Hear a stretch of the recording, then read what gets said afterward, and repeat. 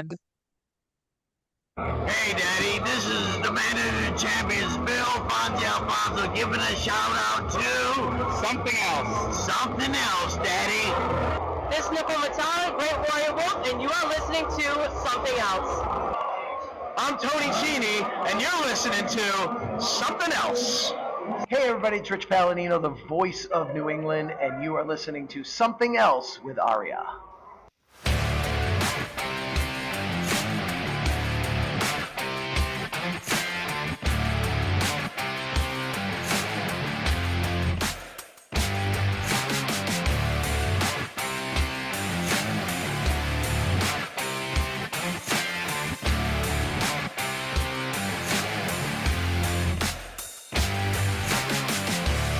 And welcome to episode number 263 of Something Else. Feast your hair holes in this week's episode as we take a look at Mid-South Wrestling and World Class Championship Wrestling from January 26, 1985. My name is Arya, and joining me, as always, is the Jim Cornette to my Gary Hart. It's Trae. Trae, how the hell you doing today? Well, goddamn, you stupid bubble fuck. What the fuck? Well, I figure it's because they said that Jim Cornette is like a younger version of Gary Hart on the World Class show. I missed that. It's terrific. Would you rather I called you the Goldilocks? I would have said I was doing Cornette, you goddamn stupid bubble fuck. Yes, I understand. It's what you were doing. And at least I didn't pull either a Mike Tenay or Don was. Okay, I'm going to play you this 3-second clip from tomorrow's TNA show. First time I heard it, I thought it was Don West, but the beginning of it sounds like Mike Tenay, but like he morphs into Don West by the end of the clip. So let me play this for you and see if you can tell or have the same issue I'm apparently having trying to figure this one out. Goldilocks, you whore! You see, he got all raspy and Don Westy at the end. So when we think it was Don West. That's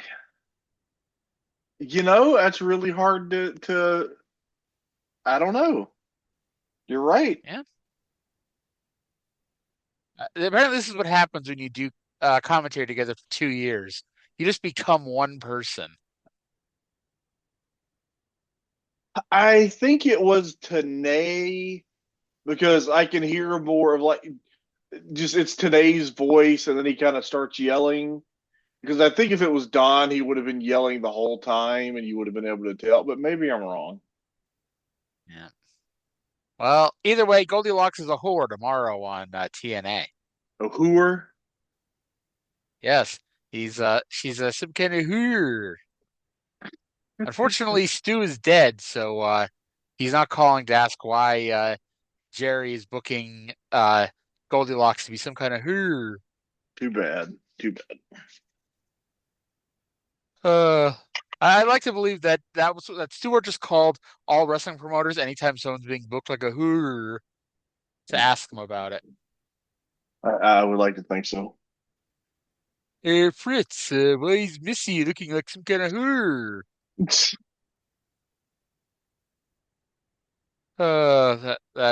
That probably never happened. Plus, I don't think actually Missy wasn't world class, but I was thinking more of her in the UWF. So I'd have been asking Bill Watts why Missy was some kind of her. Oh Lord! So Mid-South this week, we have it's back to the good old days of a special guest co-host. A special guest co-host and a bunch of very dry matches. It really was like the old days. Is there any lad booking again? I was just about to say. Oh. Oh, lordy. Let's see here.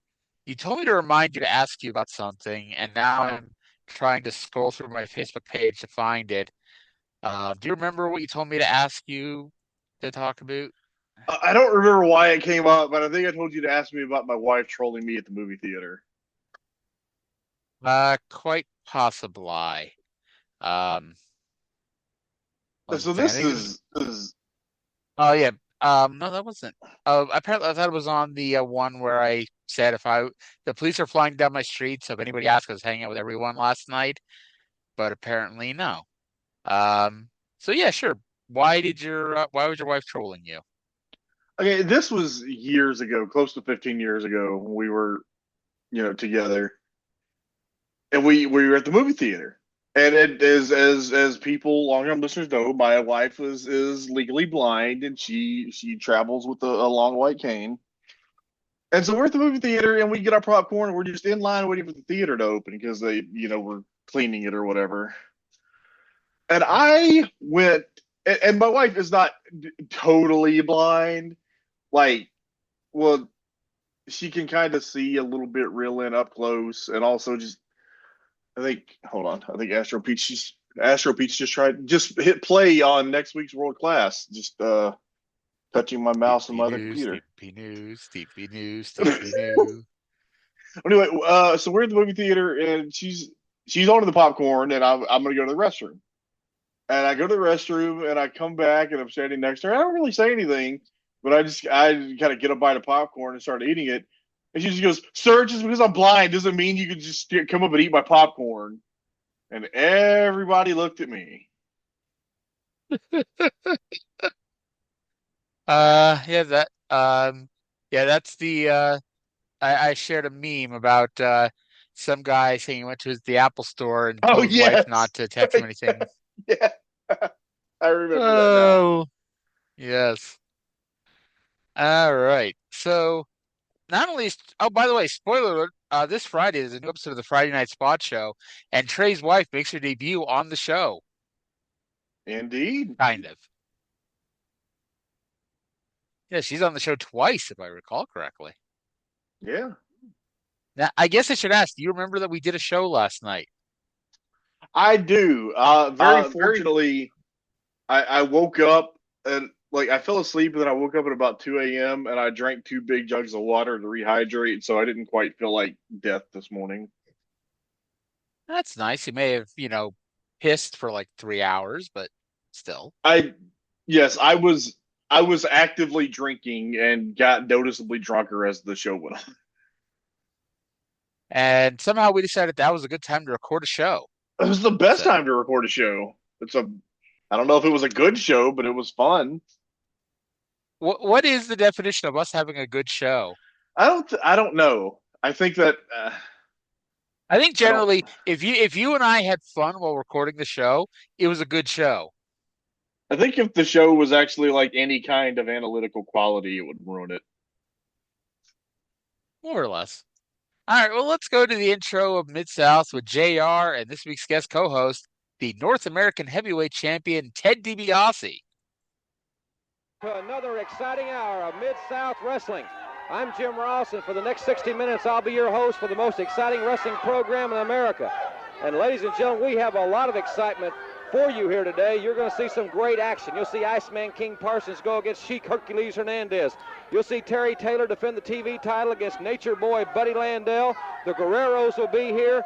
Jake the Snake Robertson, a great match that you saw last week. It went off the air, a time limit draw with Tim Horner. That match is being returned here this week. Dr. Steve Williams will be here. And, of course, we're going to have Billy Jack Haynes go against Kamala, a great match just a little bit later in the hour.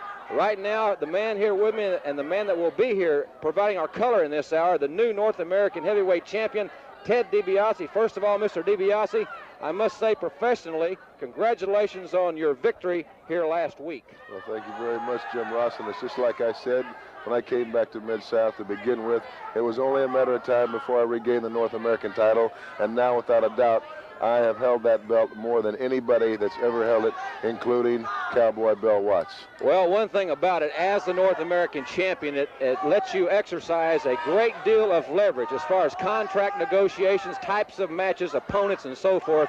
I know that right, you and General Ross, I said it Skandar last week, I'll say it again. Now Mid-South must deal with me and General Akbar. Well, ladies and gentlemen, a lot of exciting things happened here last week in addition to the North American title match. You saw a Mid-South championship title match, tag team title match between the Rock and Roll Express and the Guerreros. It was a tremendous match. Jim Cornette was on hand. A lot of exciting things, so controversial. And right now, let's go back in time to last week and join the closing moments of that exciting Mid-South Tag Team Championship matchup. We're not going to do that. But, so yeah, we have a couple of big matches here this week, big with an asterisk. It's like one of those shows, it was like an episode of WWF Superstars where they gave us like 3 mid-card matches, mid-card versus mid-card. So you felt like, man, this is a big show this week. We're getting the mid-carders, we're getting competitive matches. But we're getting Iceman versus Sheik Hercules, Terry Taylor versus Buddy Landell for the TV title, and then a rematch from last week's Expiration of Time match, Jake the Snake Roberts versus Tim Horner, in addition to Bill Haynes versus Kamala.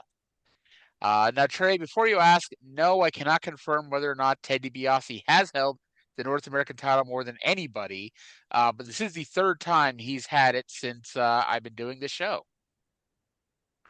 Wow, that's several. I thought several meant 7. You know, I understand. Okay, I tease you for your silly child logic sometimes, but I also thought that for a long time. No. Oh my God. So I did not mean it like that. So I thought that was going to be I mean, it's a joke that's going over your head because you're not getting why I'm saying it, but I thought it was just going to be something you were going to like blow me off of. So, one of the seasons of Survivor, I think it was Survivor 46, and that kind of makes sense in my head because of what it was. There was a player on there named Jelinsky, and he was told he had several hours to complete a task. And it ended up being like, I think it was 2 hours or something. And it may have even been 4, but either way, it's like he went off on a rant that several means 7.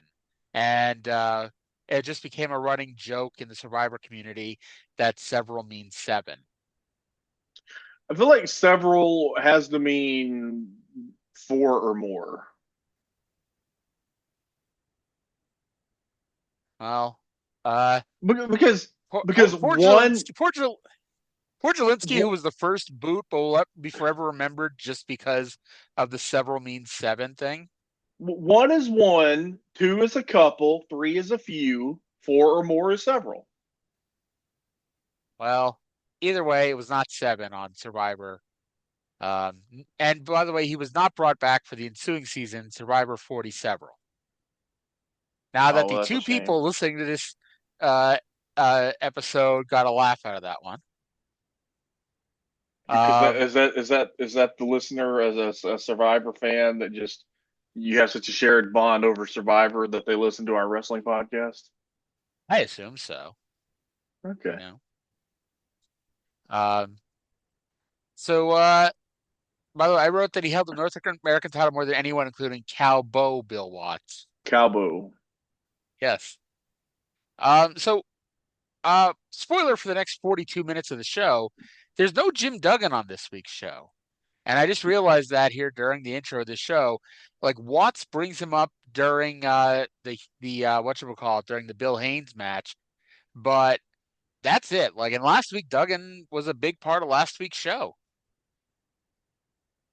Was this the same taping as the last show or a new taping? I think it might be a new taping. Well, maybe, I don't know. We'll find out. Maybe Duggan wasn't there that week. Hey, I think this is a new taping because aren't we supposed to get midgets this taping? Oh, yeah, I hope so. I love midgets. We'll see if we actually get the midgets next week. They didn't plug them, so I guess they weren't. They didn't think that midgets drew big ratings or anything like that. The only thing that I like better than the midgets is the little midget girl wrestlers. And my all-time favorite, the mixed tag team match, featuring, to quote Reeser Bowden, the big boys and the little girls. I really should find that and clip it so I could play it, put it on the drop board. Oh yeah, that would be tremendous. So from here, they show us the replay of last week's tag team title match, where the Guerreros got fucked out of the tag team titles due to the non-existent instant replay rule that only ever comes up when the heel does something, when the babyface cheats, which does happen, it's like, oh man, we don't have instant replay, except all the Blatant times we favoritism. do. Blatant Yep. favoritism. You think David Manning was on this show, considering how much favoritism happens. Yeah. Anywho, let's go back to the desk with JR and Ted DiBiase. We're going to talk about the situation and then pitch it to a promo from the Guerreros. Gentlemen, there you saw it, and the alleged 50 gold pesos turned out to be lead washers or slugs or whatever. A very controversial match indeed, and the Guerreros were so incensed when the decision was reversed, in my opinion, very accurately and justifiably. Well, my expert professional opinion, Jim Ross, I think they were robbed. Well, that you, of course, certainly have your right to your opinion. But, ladies and gentlemen, just prior to going on the air today, Chavo and Hector Guerrero made a statement. Here it is. You know, I am going to file a formal protest of what happened to us when the belts, after we beat the Rock and Roll Express in their own turf, their own conditions. You know, Mid-South has never, ever had two referees. But no, the Guerreros are going to wrestle the Rock and Roll, so they got to put two referees. Well, let me tell you something, brother. I am going all the way. And Rock and Roll, you should have been content with losing the titles, because now you have really gotten me mad. Look at this face. Do you think it means business, brother? You know what happened at the Alamo? We warned them. We told them, get out of Texas. They didn't do it. So we brought the troops over. Rock and Roll, you are in trouble, brother, because now you have got two fighting Mexicans, and we are mad. We have been robbed. We have been taken the belt from our hands. And let me tell you something. You don't do that to Chavo and Hector Guerrero. Never. There were two referees. Not one was a Mexican. There's a war going on. We have declared war, and we're making it personal. It's going to be against Mid-South. Our lawyers will take care of that. But, brother, Rock and Roll, Chavo, Guerrero, and Hector are going to take care of you. I think to say that the Guerreros were adamant may be the understatement of the year. I think you're right, Jim Ross, and I think you'll see in this upcoming match that they're going to take out that hostility and aggravation on these two gentlemen in the ring. Ladies and gentlemen, let's go to ring announcer Boyd Pierce for our first great match. All right, so I said Guerreros, but that was really more just a Chavo Classic promo. And like when Hector cuts promos, like I don't know where the hell this reputation got that the only Guerrero who had any personality was Eddie, but Chavo and Hector are, I'm going to miss them when they leave. I agree. Yes. Chavo, if you listen, like the voices are different, but Chavo Sr. and Jr. have the same accent and the same cadence. Most definitely. And apparently it's World History Day today on something else, because here we have the Guerreros talking about the Alamo. And well, they're the Alamo Busters. And what a great show to have a World History Day on, because we have noted historian Trae on the show. Yeah, indeed. I used to be a teaching assistant for Texas history. I have not taught it myself, but I familiarized myself. I'm afraid to ask, just because, you know, Texas is a very red state, and, you know, they tend to modify history as need be. To the best of your knowledge, were you teaching the legitimate history or assisting teaching the legitimate history? I wouldn't have anything to do with it if it wasn't legitimate history. Okay, great. All right, so we go to the ring for the Alamo Busters versus Shawn Michaels and Private Corporal Terry Daniels. I did think it was funny because Shawn grew up on a military base, because I think it was his dad that was a member of the military. And here he is teaming with a corporal. Indeed. And I kind of wonder, like, because Shawn was kind of looking at Terry Daniels when he was saluting and taking off his uniform. I wonder, like, instinctually, did Shawn almost salute Terry Daniels? do you think he realized that he was probably fake because he's a private with corporal chevrons?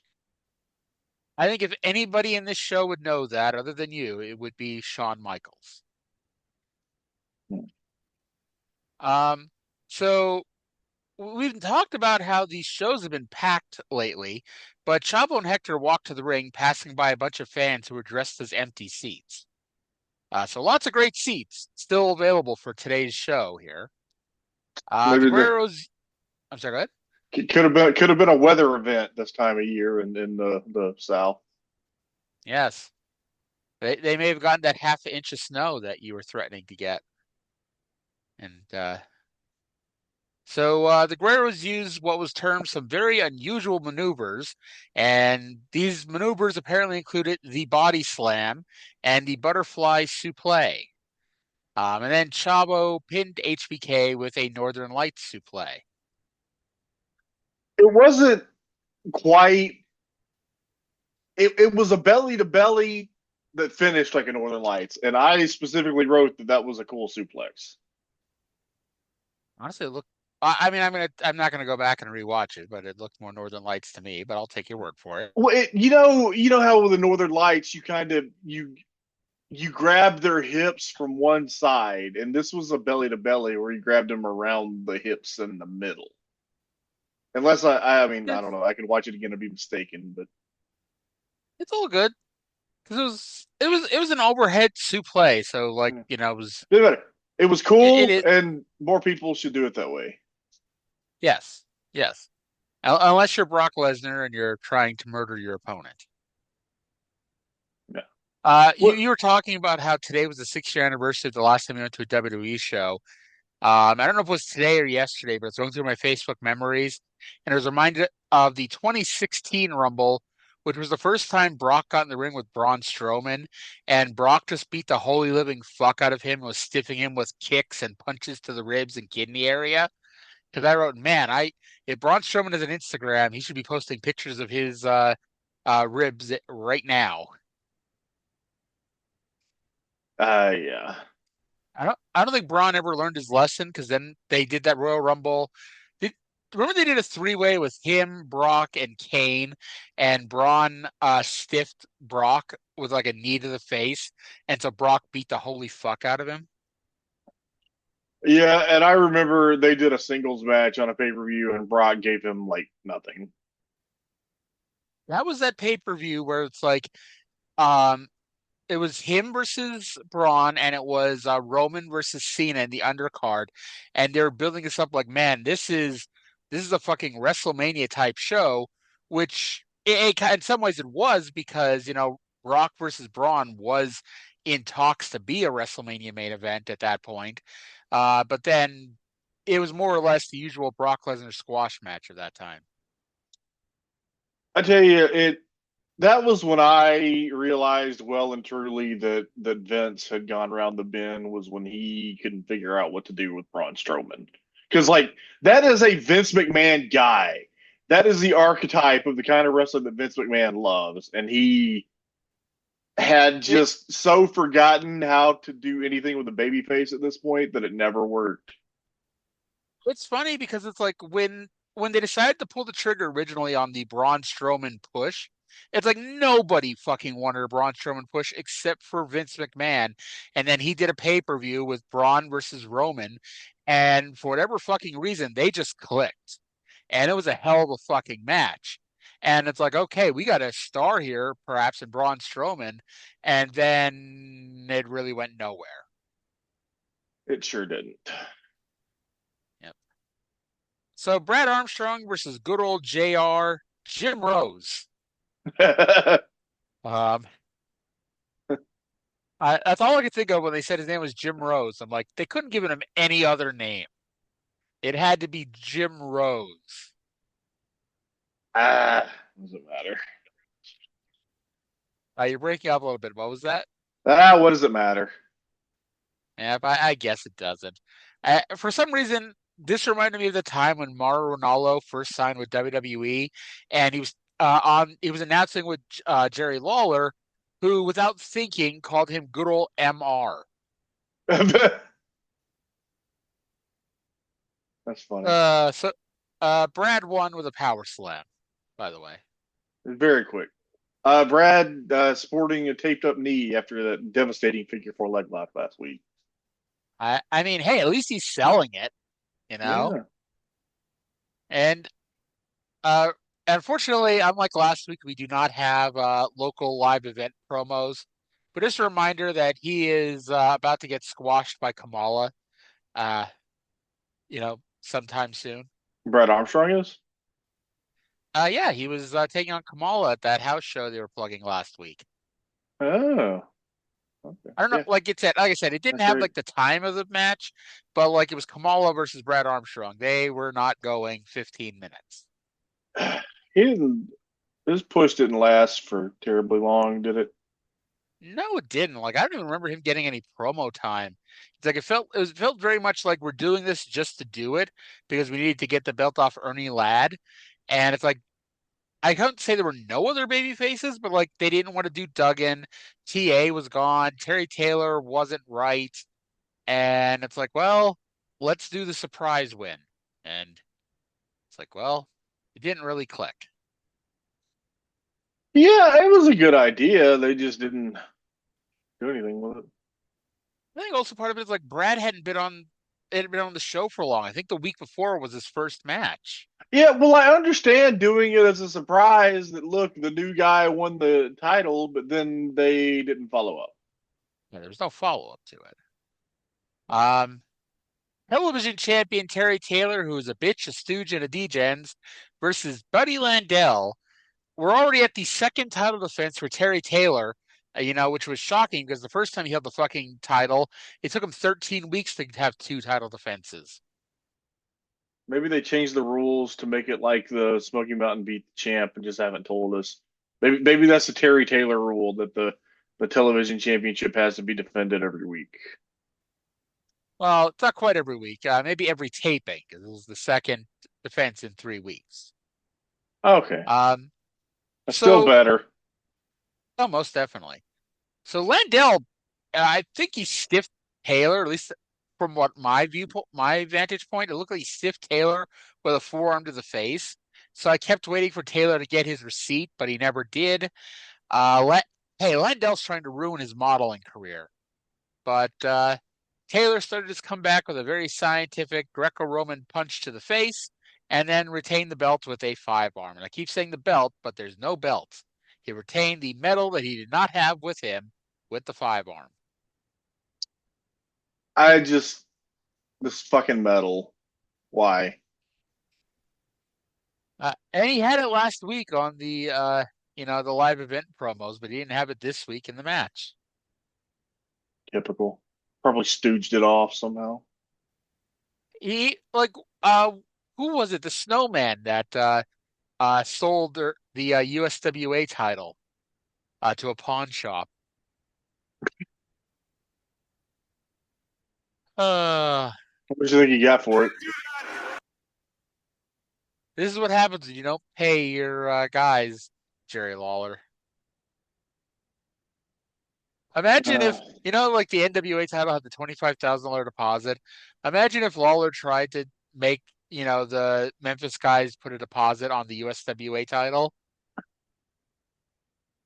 Who was it that was it Dutch that the way you pay us, we're not even on food? Yes. I like how you know exactly what I was talking about. Yeah, that's what I was thinking. I was thinking about that too. There's a reason that territory lasted as long as it did, and it wasn't because Jerry Jarrett and Jerry Lawler made other people rich. This is a famous story because Lawler had a piece of the territory going back to when Jarrett broke off from Goulas and whatever 76, 77, whatever that was. But it was when all the wrestlers went to Jarrett's big new house in Hendersonville and saw that house. That's when Lawler said he was taking 50% of the territory. Yep, and Jerry Jarrett would have been really stupid to not do it. Yeah. Iceman King Parsons versus Sheik Hercules Hernandez. I gotta admit, I actually fell asleep before this match began.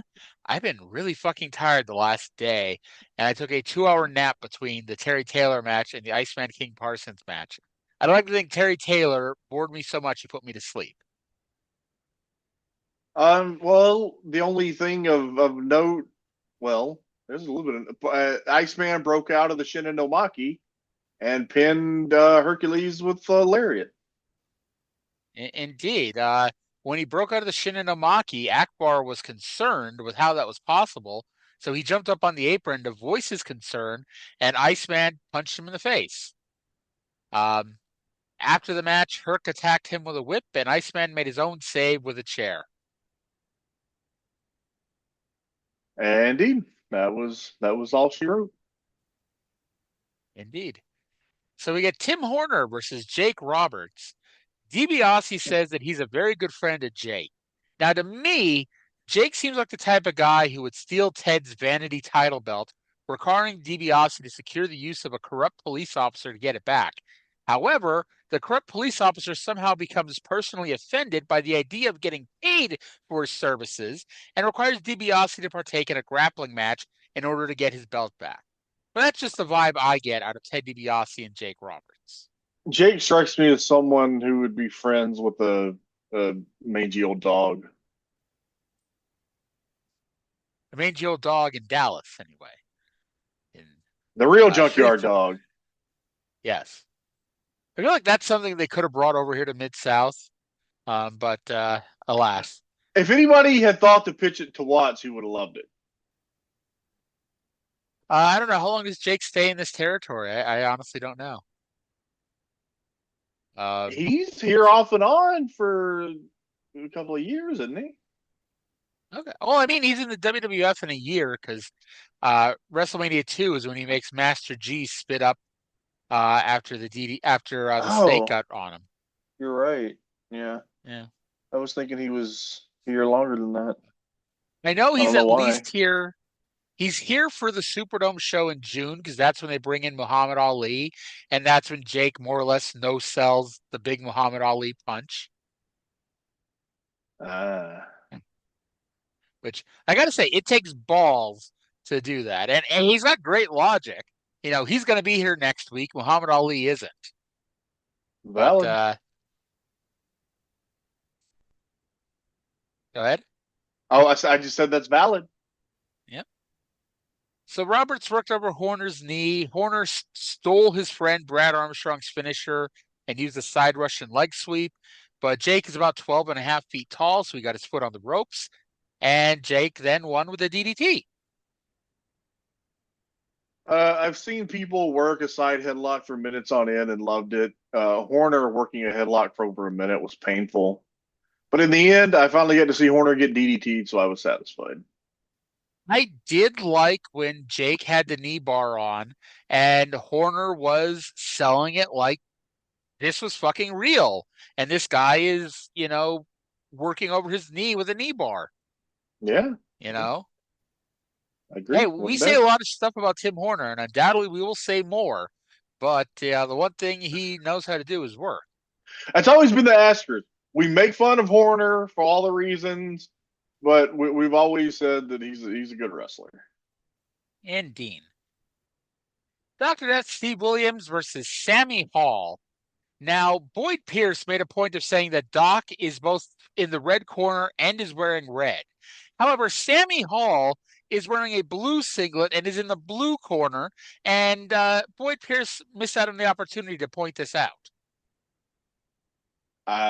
Blatant favoritism by these ring announcers, giving more attention to the stars.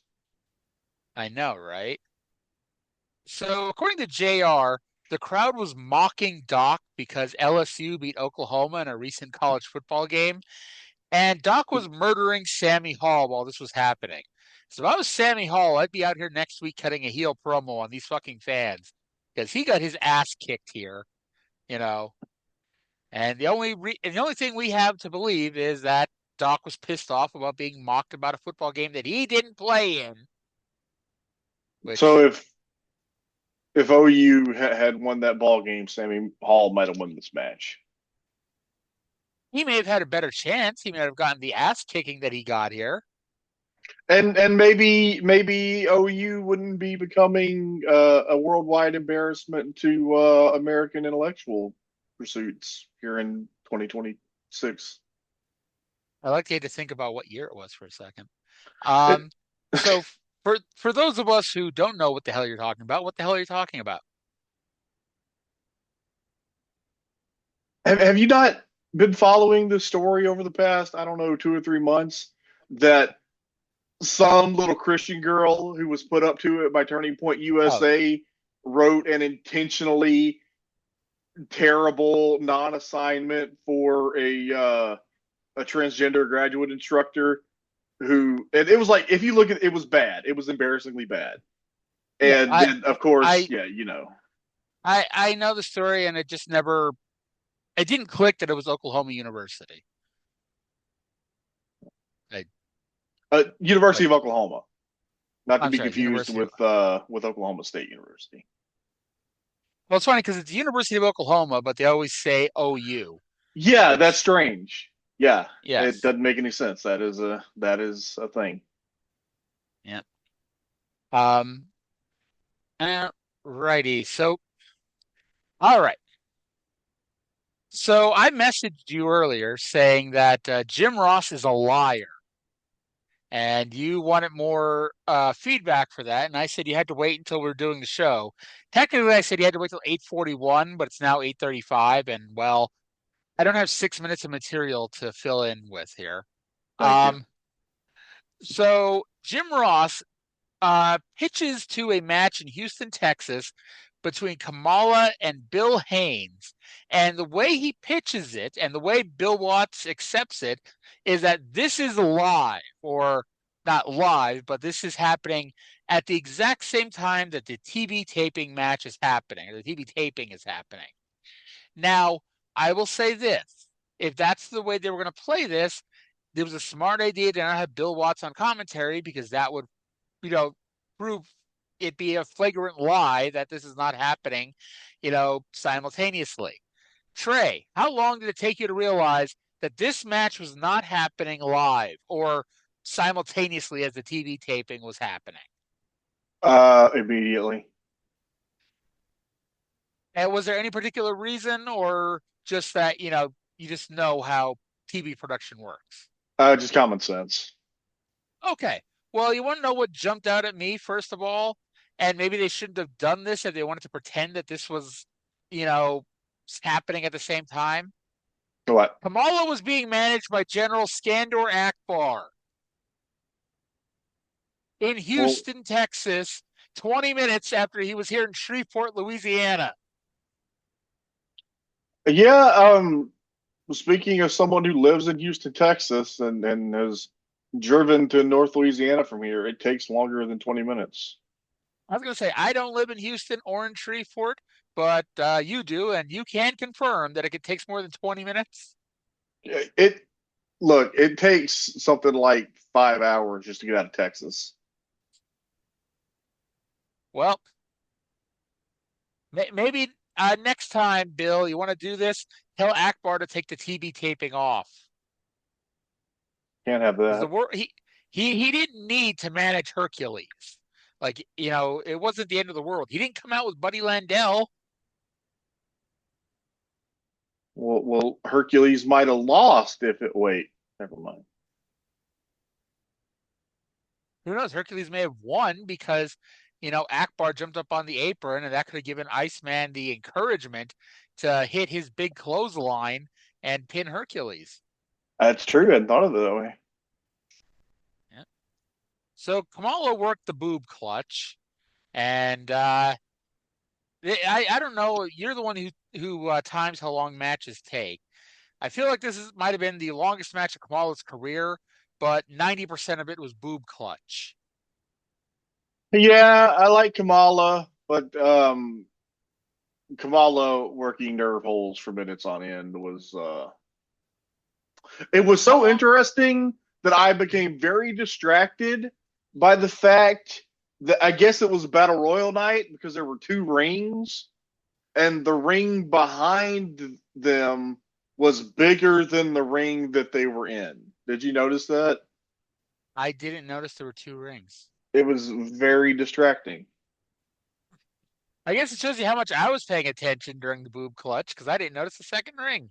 Well, in all fairness, the reason that I noticed the ring was because what was happening in the first ring was not very interesting. I will have to go back and double check that now. I just noticed the mat was two different colors. That's why, because it was two rings. What do you No, like the one ring was two different color mats. No, it was two rings. Are you sure? Yes.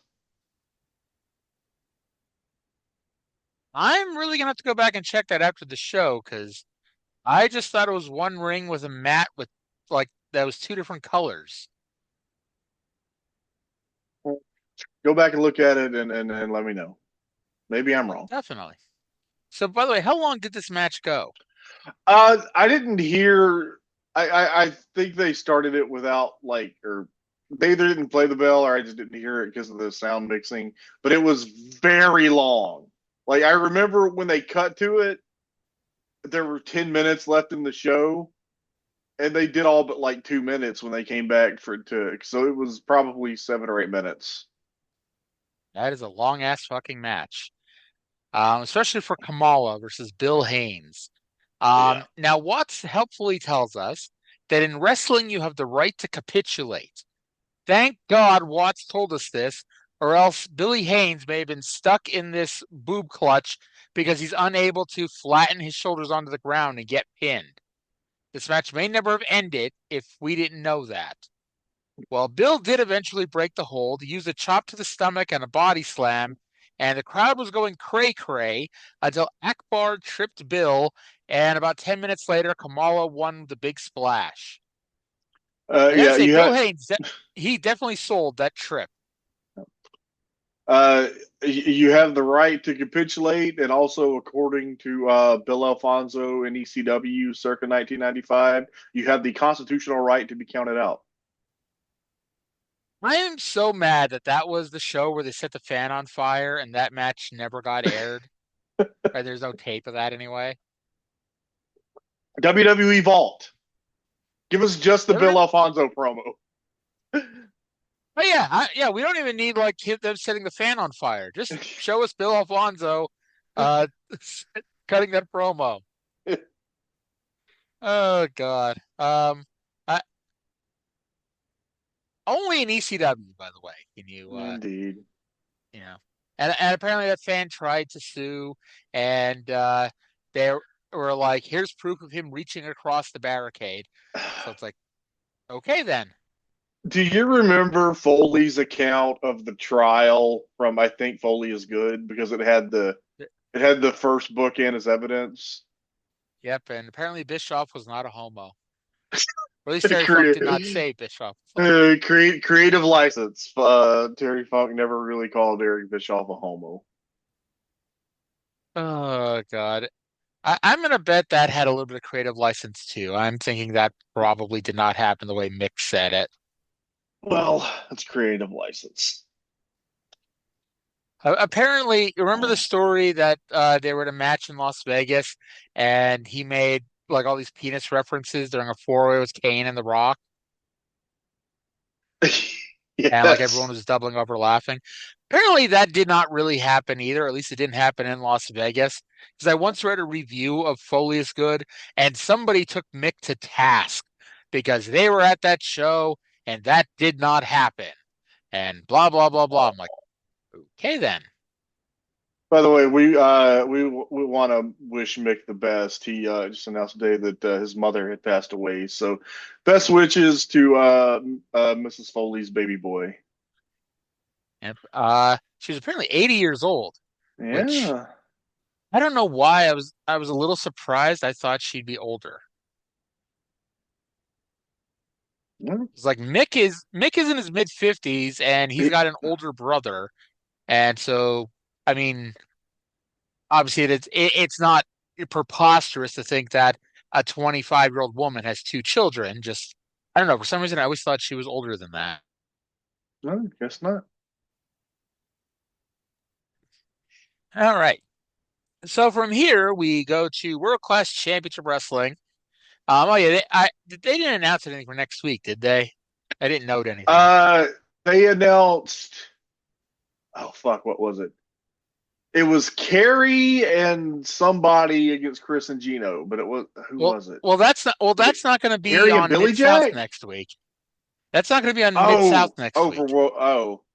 Yeah. Oh, my bad. Well, maybe it but will. yeah. Look, we had Billy Jack on this week. You don't know. But yeah, next week on World Class, it will be Kerry and Bill Haynes versus Gino and Chris. Yeah. But before we get to next week's episode of World Class, let's talk about this week's episode of World Class. And let's go to Bill Mercer for the intro. Welcome to World Class Championship Wrestling, the major league of professional wrestling. Seen from Tokyo to Israel, around the world, and right here from the Sportatorium, the most famous wrestling arena in the world. Hi, everybody. I'm Bill Mercer. Great to have you with us. And, man, do we have a card. The Fantastics defend their American Tag Team Championship and defend the challenge of the Midnight Express. It's Kerry Von Erich against Chris Adams, a man from England. And coming up next on World Class Championship Wrestling, the one-man gang. We'll be right back. I would like to complain about Bill Mercer calling Chris Adams a man from England, but it is grammatically correct. He is a man from England. He is not the man from England. You know, there's more than one. Can't find any fault with that. Nope. But from Tokyo to Israel, I know they really did have the show bootlegged in Israel. I don't know about Tokyo, but still, it's like it's kind of funny the way they say that. And I guess it was in Tokyo because they did the I mean, we were talking about doing the weekly, or not the weekly pro wrestling, the World Pro Wrestling show. But I was like, when you go through that, like how much of it is fucking world class? It's like, I'm sorry, the idea of watching the same shit again, but with Japanese commentary doesn't light my world on fire, Trey.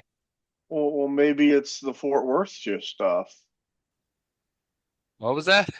Maybe it's the stuff from the Fort Worth show. Not from what most of it is not from what I've seen when trying to scan through that stuff. Yeah. Well, but they were indeed from Tokyo to Israel. I mean, they toured Israel off of that. Yeah, they did. And I don't know, it's like, considering how popular they were, and I guess like, you know, syndicating your shit worldwide doesn't become a thing for many, many decades. But it's like, it feels like that's a way they could have gotten a few more dollars in their coffers. If Israel wanted their show that badly, try getting a legitimate network in Israel to air it. Yeah, I guess I didn't know that it was bootleg. That's what I remember Kevin saying. But I mean, it is also Kevin Von Erich, and I don't want to make any aspersions towards the gentleman, but, you know, he may not be accurate. Maybe he just didn't think he was getting his fair share of it. That's true, too. All right, so one-man gang versus Shawn Michael. He hasn't gotten the last S in his name yet. He still doesn't have his first name spelled correctly. But at least this week, Shawn Michaels has a consistent last name. Yeah, something. Yep. And parading around the ring, obviously a very dangerous individual, is the one-man gang. Drunk Mark Laurent said he should be outside the ring like Shawn Michael was during the intros. And I personally think that Shawn should be the ring announcer and Drunk Mark Laurent should be the opponent. You know what? Boyd Pierce's ass would have been on the floor. Yes, it would have been. Mercer calls the one-man gang mean with a capital M. And that means he's really mean. I gotta say, for the second time we saw him on this week's show, this Shawn Michael guy is a hell of a job guy. And he does the honors after a big splash.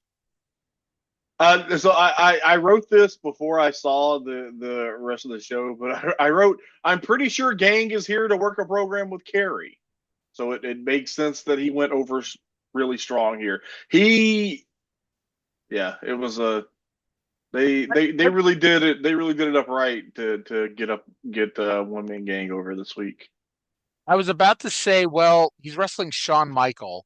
Like he's not here to have a 10-minute match. And then I remember, oh yeah, it's world class. You know, like the fact that this wasn't a 10-minute time limit draw was automatically a success. That's true. Can you imagine if they would have fucking done that? Oh, Lord. Rookie Shawn Michaels against the One Man Gang For a 10-minute time limit draw. I guess Ken Mantell is sick this week. All right, so we got our tag team title match coming up: the Fantastics versus the Midnight Express, and Jim Cornette and the Midnight Express are in the locker room, and they have something to say before this big match. Here in the locker room, World Class Championship Wrestling, just before the Midnight Express with their manager Jim Cornette go out to rematch the Fantastics for the American Tag Team Championship. Well, at least half the Midnight Express is here. Hey, there he here's goes. the rest There, of Dennis. You never can tell where Dennis is going to be. Denny, baby, I love you. Dennis Now, y'all start Condrey, getting Bobby dressed. Heaton, Let Jim me Cornette. tell you something. Would you tell us the background of your association with these I gentlemen? would. Are you here to interview or interrupt? I would if Interview. you'd just be quiet for a second. You know, a lot of people have been asking about the background of the Midnight Express and Jim Cornette. The answer is quite simple. These men are the greatest tag team in professional wrestling, and I come from a wealthy family. So when I decided a couple of years ago to enter professional wrestling, my mother gave me the financial backing that I needed to secure the contracts of the two individuals who together, like I said, form the greatest tag team in professional wrestling. Loverboy Dennis and Beautiful Bobby, the Midnight Express. And we have refined tag team wrestling, Bill Mercer, to an art, to an exact science. Every move, every thought, these two men know at the exact same time. They're literally twin sons of different mothers. And that's exactly the key to our success, because they have teamwork above all else. And that's exactly why we're here, because we want the American Tag Team Championship, and we want the Fantastics. Well, I accept your evaluation of the greatness of these two men, but we must go back to the fact that at a reunion you lost to the Fantastics. All right, well, no. We to have a rematch. No, we didn't lose. Hey, we're not fortunate about anything. Money talks. Money changes everything. We got ripped off in Reunion Arena because we were the best team that night. It was a plain fact. Ray Charles could see that, but we got ripped off because, you see, let me tell you something. Hold this, Bobby. Let me just tell you something. See, we're the bad boys, you understand? See, I like to say what I feel and say what I think, and that makes a lot of people mad. And these men are such a great team, they like to beat people's heads in, and that makes people mad. So, the officials all over the country, they got a little conspiracy going. I can see it real plain, to keep us down, to keep us out of the position of power that we deserve to be in. But we're going to get the Fantastics, and we're going to take them out in this rematch. I promise you that, and we're going to be the American Tag Team Champions. Those belts in China are going to be about the same distance away from the Fantastics. All right, Jim Cornette, thank you very much. Appreciate the time. And gentlemen, nice to see you. And we'll be looking for that match shortly here on World Class Championship Wrestling. I'll try. So Bobby and Dennis are going to take the belts and be as far away from the Fantastics as China. So does that mean they're headed to New Hampshire? Is China near New Hampshire? I mean, I kind of assumed that she was from New Hampshire because that's where Paul lived, and that's where I believe that's where Killer Kowalski's school was. Do not remember where she was from. I just kind of assumed it was New Hampshire, but oh well. So you mentioned earlier, what was it you exactly said about this promo? The most subdued Jim Cornette promo I've ever seen. I think it's more because, like, even though they've been here for a month, they're still new to the territory, so they're still gaining their footing. So, like, Cornette came in and immediately was Jim Cornette. It's like it wouldn't have the same oomph to it. So he's got to do the not really down to earth, but just kind of normal voiced Jim Cornette promo. So this way we can appreciate him losing his mind later on. If you say so. I mean, I assume he's going to lose his mind at some point before July when he ends up in Mid-Atlantic. I mean, he didn't fucking come into Mid-South subdued. The first couple times he introduced the Midnight Express, he was subdued. I mean, he was a little cocky, but it wasn't, my goddamn Boba Fuck. What the hell is Bill Watts doing here? Sorry, that was not my best Jim Cornette impression. So we get the American Tag Team Champions, the Fantastics, versus the Midnight Express with Jim Cornette. We're told that Star Wars will feature the Von Erich. Now, I got to tell you, if I knew that Kerry, Kevin, and Mike were part of that series, I may have watched it as a kid because we talked about the kind of fan that I was as a kid. I was that kind of fan that if there was a wrestler on a TV show or a movie, I did my best to watch it. Well, Mercedes Moné is in The Mandalorian. That's a good place to start. I'm not a kid anymore. I mean, it's a state of mind. By the way, happy 34th birthday to Mercedes Moné. Happy birthday, Mercedes. She probably won't like me saying this, but I thought she was older than 34. I apparently thought everybody was older than they are today.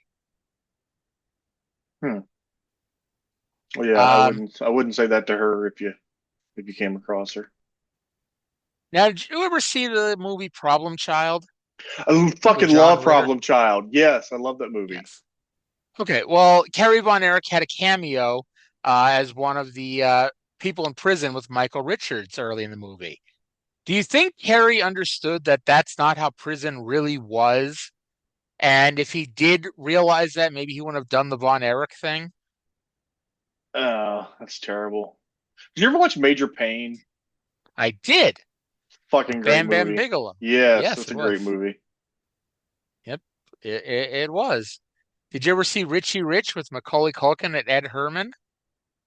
I did, but I think I saw that movie before I knew anything about wrestling. Who's in it? Oh, no one. If it helps, it really wasn't a good movie. And I don't know what made me think of that when we were talking about Major Payne, maybe because they came out around the same time. I didn't watch it at the time.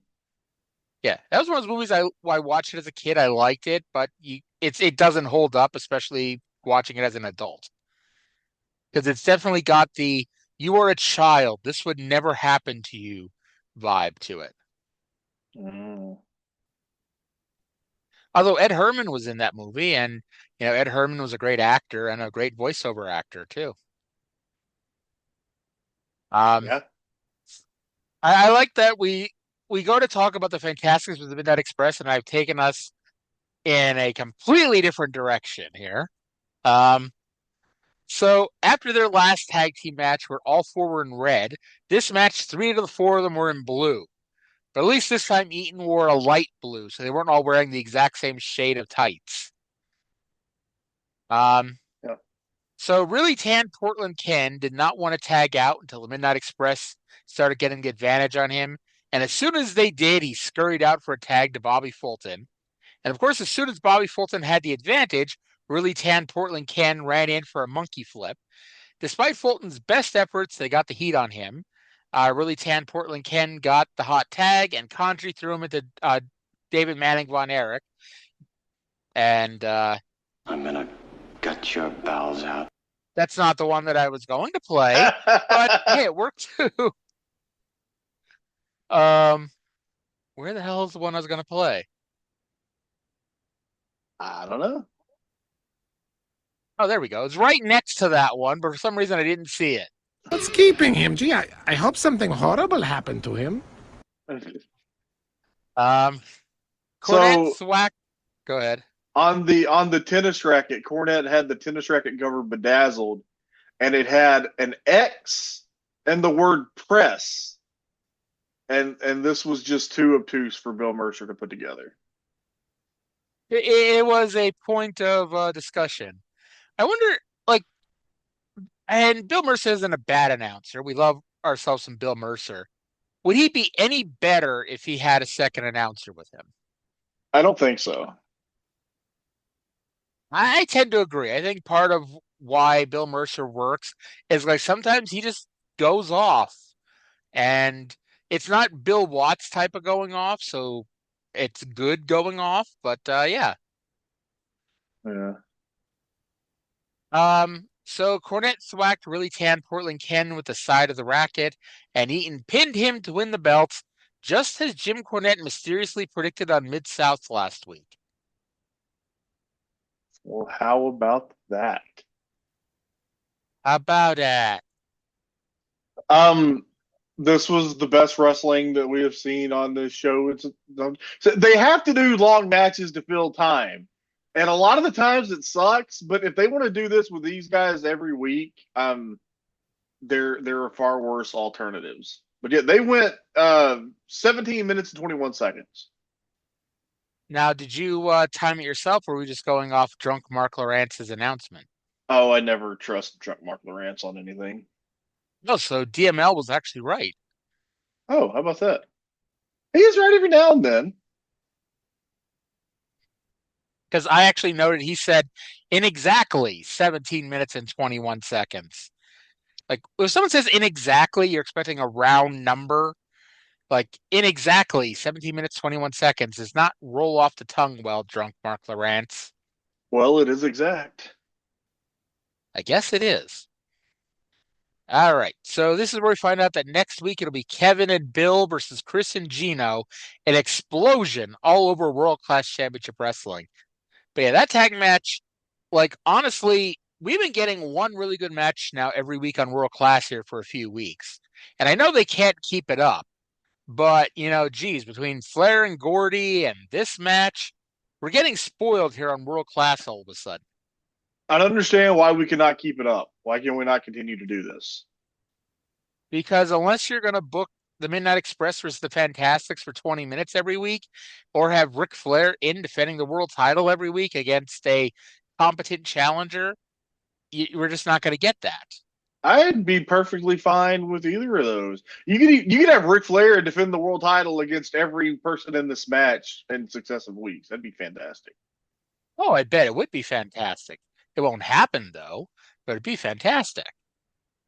And as we mentioned, the part of the problem is they only tape 3, sometimes 4 matches. And so one match has got to take up some time because they rarely do, promos, or at least promos that are going to take up a bit of time. And so you need to fill 42 minutes. Yeah. Well, and they did. Well, they filled it better here than they usually do. Well, before I hack up a lung, we're going to go to a promo here with Bill Mercer along with Uncle Gary Hart. Gary Hart in World Class Championship Wrestling's locker room. Gary, I understand you're quite perturbed over the fact that your man Chris Adams has been, I guess you would say, passed over for World Championship matches with Ric Flair. I think it's quite obvious. Not more than a couple of weeks ago, Kerry Von Erich had a title shot with Ric Flair, and he didn't beat him. Not last week, Terry Gordy had a title shot with Ric Flair. He didn't beat him. I think it's obvious to any thinking person that understands the process in the wrestling business is Chris Adams is definitely being stepped over. Why? It's very simple. It has to be one of two reasons. Either Ric Flair flatly refuses to wrestle Chris Adams because Ric Flair and most people that have any knowledge about wrestling knows that Chris is the greatest wrestler in the world today, the greatest conditioned athlete, a great scientific wrestler. Or it has to be Fritz Von Erich, who I've had trouble with for years. That's very true. On many occasions, Fritz Von Erich has used his power, even his fist and his feet, to try to stop me from my goal. And my goal is Chris Adams in 1985 will be the world's heavyweight champion. Well, how are you going to pull that off if you have all this against you then? I have the counter. I have the final solution. No one is going to stop Chris Adams and Gary Hart, the quest for the gold. A counter, a solution. Now, what is this? Bill, you know me very well. Yes. And when I tell you that I have a counter and I have a final solution to the problem and I will stop at nothing, no one is stopping me.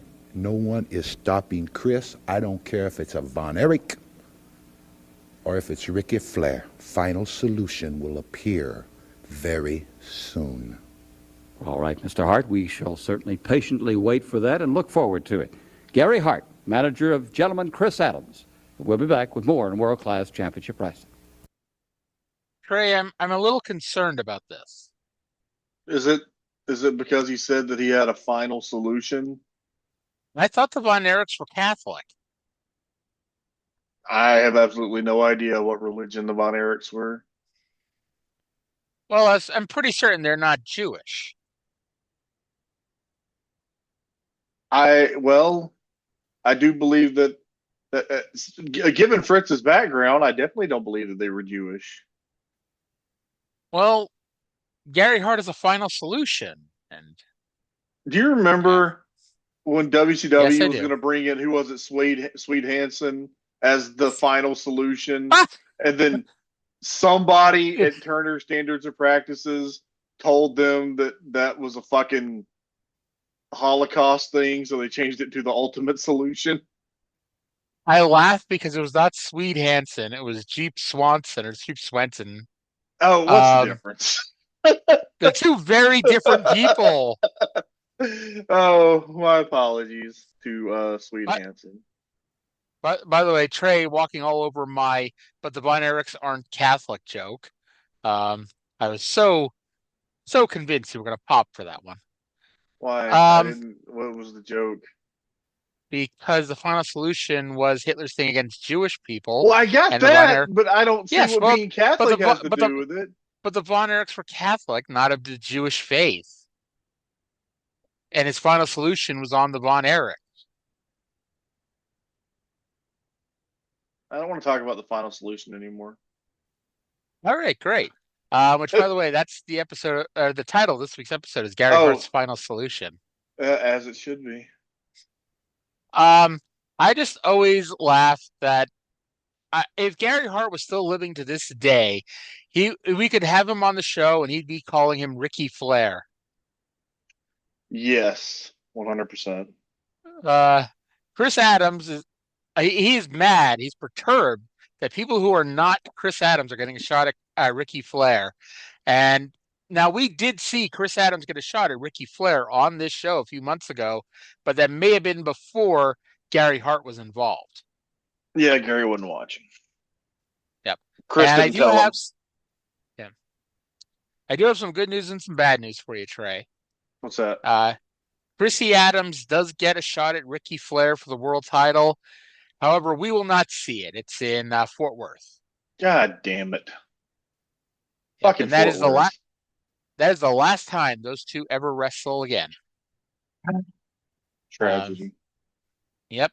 Even though they were both on in WCW, although Chris Adams, no matter how badly they were burying Ric Flair was not low enough on the totem pole in 1998 to be wrestling Chris Adams. They could have had a squash on Saturday night. I mean, they could have, but they didn't. Thunder. Couldn't you see that being a first hour Thunder match? Ric Flair beating Chris Adams in 4 minutes with the figure four? Most definitely. As isn't to say that Chris Adams did not take on some of the Horsemen. I guess this was after the Horsemen ended, but his last WCW match was losing to Dean Malenko on an episode of Saturday Night. Oh, we'll see. He didn't make it to Flair. Yeah.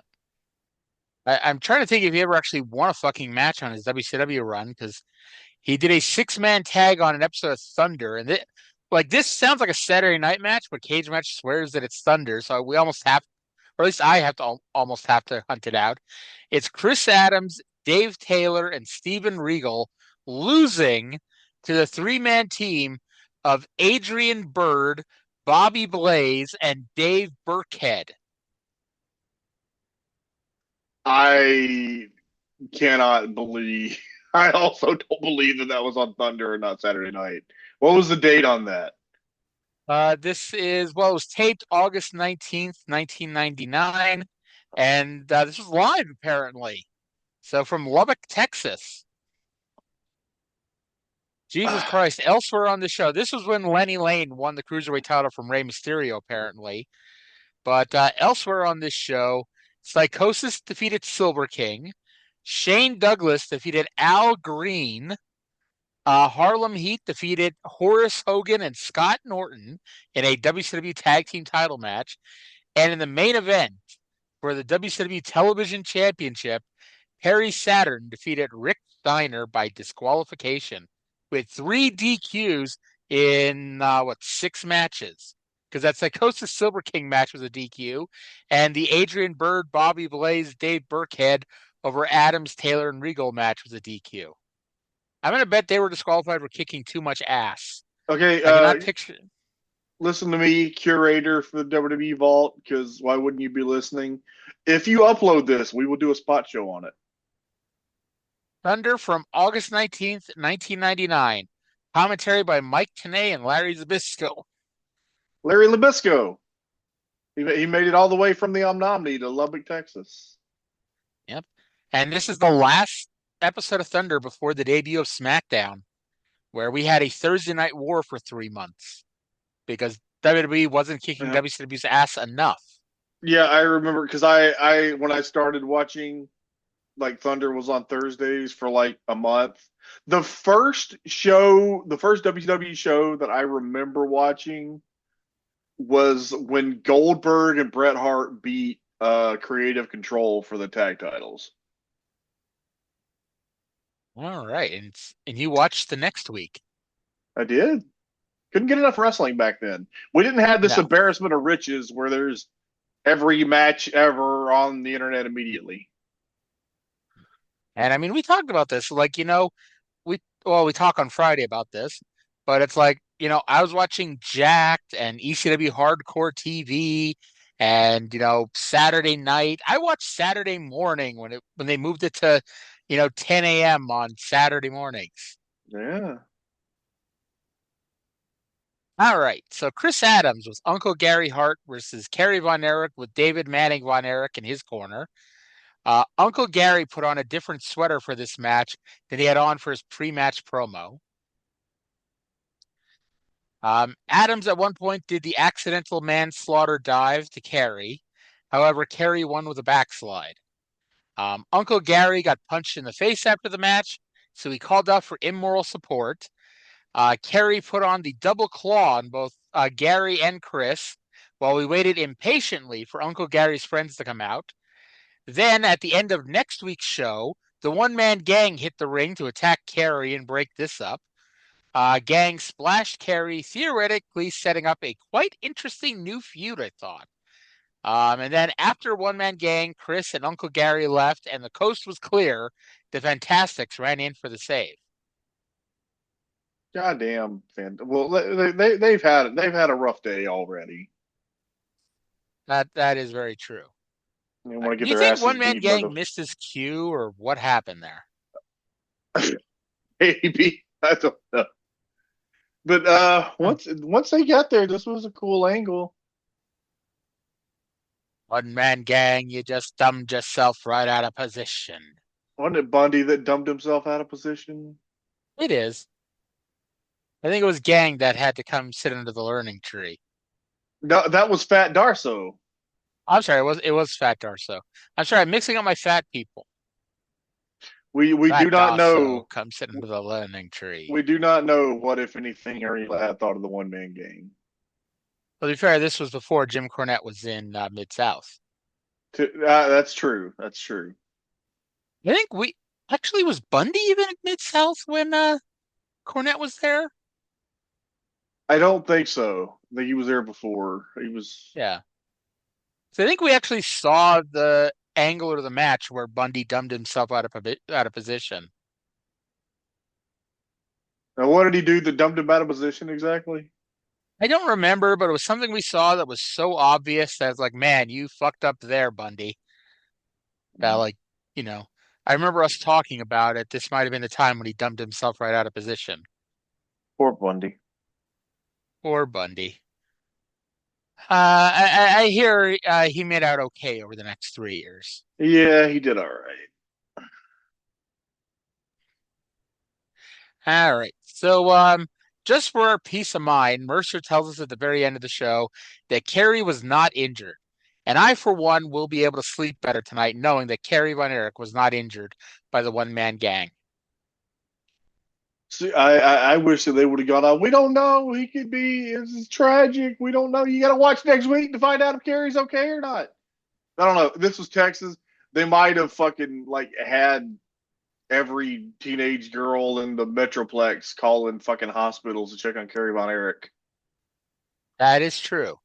I was gonna say they might have had Gang's head on a pitchfork by the end of the weekend if they didn't. Teenage girls are vicious. Yeah. And by the way, I don't ask why I thought about this, but Jake Roberts wasn't on this week's show, and I feel like he hasn't been on in a few weeks. So I looked it up. His last match in World Class is on January 28th. However, looking at the results and where his matches are, he's probably going to be on this show for like the next 3 weeks. But he's out of the territory. But I think he's staying in Mid-South for at least for the next several months till Muhammad Ali. At least till that point. He might be for the rest of 85, honestly, just because it's like he's still new in the promotion at the time of WrestleMania 2, which is one of the things I always find funny when you compare modern day to back then. Like Jake Roberts just joined the promotion and he's on WrestleMania 2. Ricky Steamboat was wrestling in Crockett on February 28th, 1985, and he was on WrestleMania 1. You know? But yeah, Roberts is in Mid-South through the end of 85. And then let's see, when does he make the jump? So his last match in Mid-South is February 28th, 1986. And I'm not just saying that because they become the UWF. I mean, that's his last match in the territory. And he ends up in WWF on March 2nd, defeating Scott McGee in Maple Leaf Gardens. Do you think that he went to the WWF because Vince promised him that he would get the chance to avenge his loss to Master G on the greatest stage of them all? I'm sure that's the reason why Jake went to the WWF. And actually it's funny because it's gonna be interesting to see how this plays out on Mid-South. But him and Dick Slater are flip-flopping titles between TV and house shows repeatedly over the last month that he's in the territory. Huh. Well, they don't call Dick Slater Mr. Excitement for nothing. No, they don't. They have at least 4 title changes, and I guess it'll play out on TV correctly, but technically Jake Roberts wins the Mid-South North American title. He then loses the TV title to Dick Slater, but he doesn't lose a match after that to Dick Slater to lose back the North American title. But there is a TV match that I'm sure will air afterwards where Dick Slater beats him for the North American title. I'm going to need a flow chart for that. Honestly, I need a fucking flow chart because the math isn't mathing on this one. What happens if you add Kurt Angle in the mix? The odds of winning will just drastically go down. Drastic go down. Yep. This is why Jake never won a title in the WWF, because why would he need to? He won 5 Mid-South titles in a month. Jake he may or may not have lost any of them. He just wants to be friends with dirty dogs. Yep. Sometimes dirty deeds are done for free. Or done dirt cheap. It's done dirt cheap. You ever see that Norm Macdonald movie, Dirty Deeds? You mean Dirty Work? Yes, Dirty Work. God damn it. I love that movie. That's a fantastic movie. Yes. At least I didn't get my nose bitten off by a Saigon whore. What did you say? Apparently, Austin Theory defeated Rey Mysterio with Seth Rollins' curb stomp tonight on Raw. Good for him. It's such news that at least 3 different people have sent out that GIF who I follow on the Twitter. Well, it was something you needed to know. Indeed, I guess this means that when Seth Rollins comes back, it's going to be against Austin Theory of all people. That sounds like a Lulu. Yep. So Seth Rollins sent out, I guess he did an interview today or whatever. He said that he will not be at the Royal Rumble because of his injury, which, because he's the boy that cried wolf, that means that Seth Rollins is probably the favorite now to win the Royal Rumble, so he could come out on Monday to do the "I told you so" or "I fooled you" promo. I have whatever. I have no idea what's going on with those people. Indeed. What do you mean, those people? What people? Becky Lynch, apparently named Timeless Tony Storm, has her non-WWE dream opponent. Yeah, she also posted a video talking about how she doesn't like ice and how dangerous it is and how it hurts people. You can slip and fall on it and it'll murder you in the face. I did not see that video, but hats off to her for coming out against slippery surfaces. Yeah. I feel like I'm just dragging this show along longer than it needs to go. Do you have anything you can think of to talk about?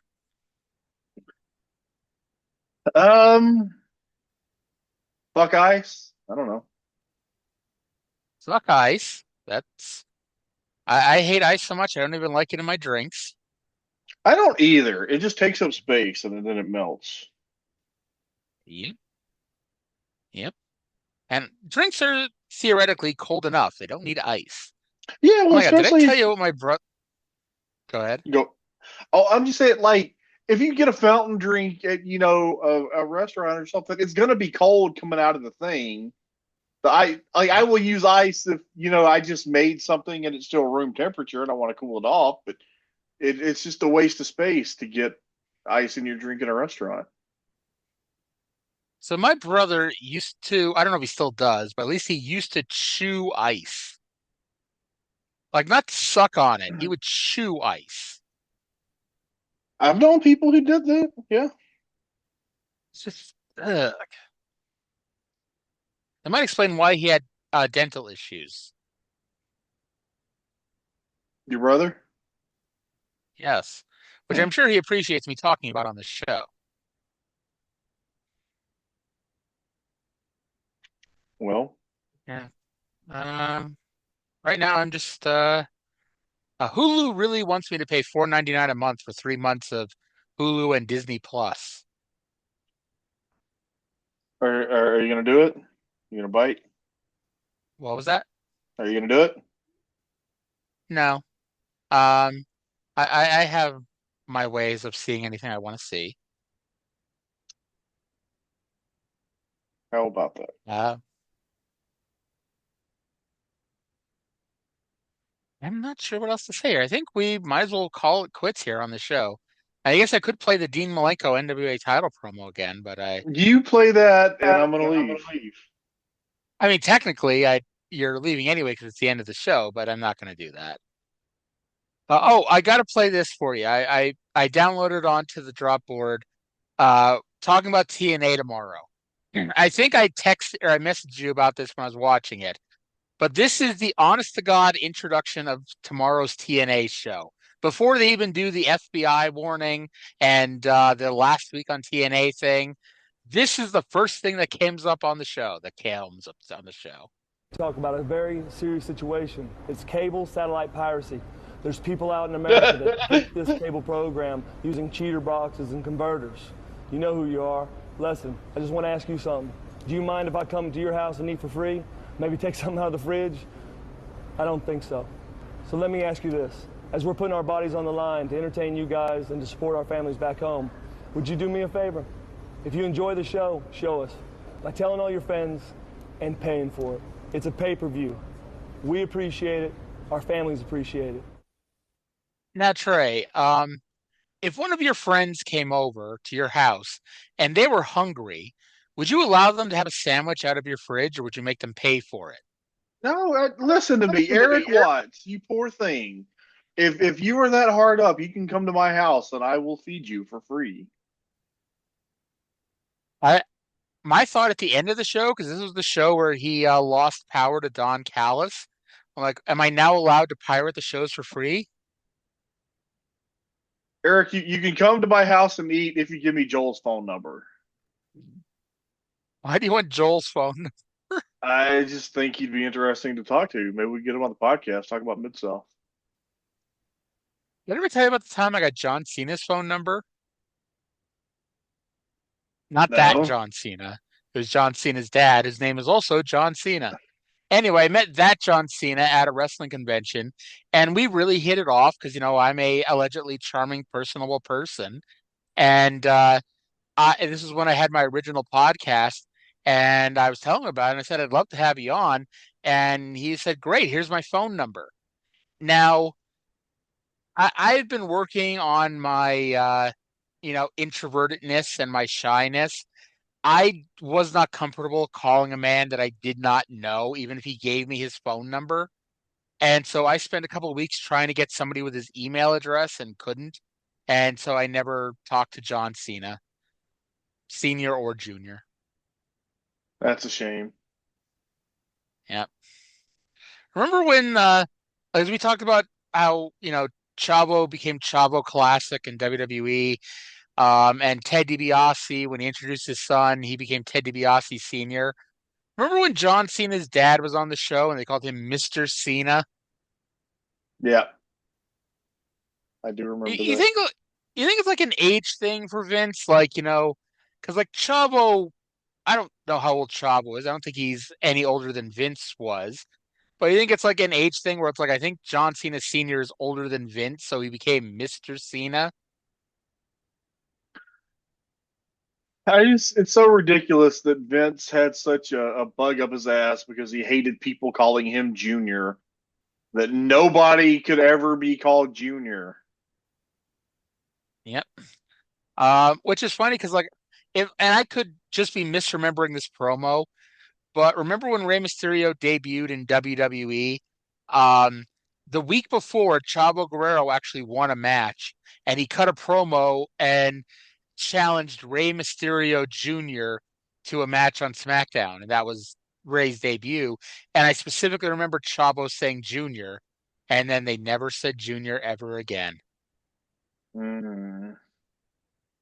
Yeah.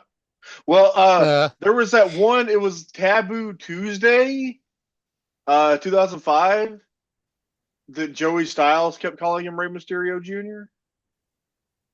I don't remember that part, but that also makes sense because it's his first night on the job, and this guy that he's commentated on dozens of his matches was always Rey Mysterio Jr. But yeah, I just remember when Piper showed up at WrestleMania during the McMahon Hogan match, and he was screaming at Junior to get up. that may have been the last time anyone ever called Vince Jr. Vince Jr., fuck you. Come on, Junior. That's we talked about it before, but that's also the time when I realized that wrestling books were full of shit. Because I had Roddy Piper's book, and if you read Roddy Piper's book, that first one that he came out with, there was zero chance that he would ever go to WWE ever again. And then there he is at WrestleMania. I'm like, oh, Roddy Piper's a liar. That's the one thing that I've heard from too many wrestlers to ever believe any of them. That Roddy Piper's a liar, or that they'd never work for WWE? That they'll never go back to WWE because just about all of them have. I mean, it's funny because it became like a running joke that Dave Meltzer always pointed out. If you want a job with WWE, at least during the Vince days, you talk shit about Vince and WWE because he would then hire you just to prove a point. And it's like Bobby Heenan was for years pissed off that they were hiring back all these people who in WCW ripped on WWE and Vince, and he never did and never got hired back. And that's probably one of the reasons why, because he didn't talk shit, so it wasn't a point to prove for Vince. Yeah, because Vince is a fucking sociopath, and that's how he functions. I mean, fuck, he had Mean Gene Okerlund under contract for years for no real reason. I mean, he hosted Confidential, but that was not a show that you needed Mean Gene Okerlund to host.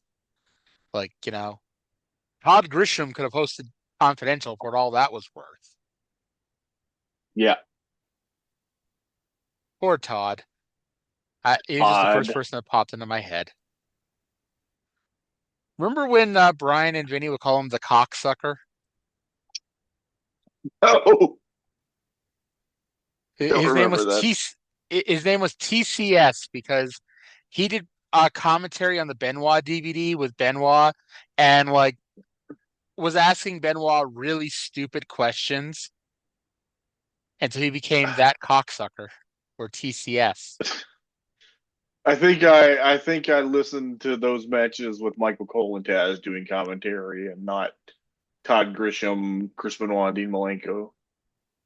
Which is hilarious that, Michael Cole, you'd rather listen to him than Todd Grisham. More than anybody. Taz. That too. It's funny because like after they announced Benoit died, but before all the news came out, I went looking for my Benoit DVD and I never found it. Like it disappeared. I lost my Benoit DVD, and then by the next day I was like, I don't know if I really wanted to watch that DVD anymore now. Yeah. I still have mine just because, I am still annoyed. I bought the steel book of the Scott Hall Life on the Razor's Edge Blu-ray, and I think I lost it in a move. I just remember on the Benoit DVD, because I was that person, like I was always looking for the Easter eggs. I remember they had the tooth that you clicked on, and he told the story of how he really lost his tooth. Yep, and I bet if I opened my DVD case right now, I would find the little slip of paper where I printed off from how to access all the Easter eggs, because I would get them and print them off and put them in the DVD case. I would, like, every time I got a WWE DVD, I would go into the chapters and then the bonuses and go left, right, trying to find, a hidden Easter egg. Yeah, that makes sense. My favorite was always the Rise and Fall of ECW. They had the Pulp Fiction promos as one of the hidden Easter eggs. Like on the Tombstone, the History of the Undertaker DVD, they had the little segment on Raw where Paul Bearer told Jerry Lawler about fucking the Undertaker's mom. Yep. And hey, again, this is another one of those. I was a good fan at the time. I thought that was legitimate when I was 13 years old. Yeah. One foot was in New York and the other one was in LA. Well, not so much that the story is legitimate, but like it was accidentally aired on TV. Oh. Which, looking back, like how ridiculous of a thought process that was. All right. So, hey, we managed to pad the show out to a nice 100 minutes or so. So I think we can call it a day. It's a day. All right. Well, that's going to do it for this week's show. Hope you all enjoyed it. And we'll talk to you again in 7 days. Bye.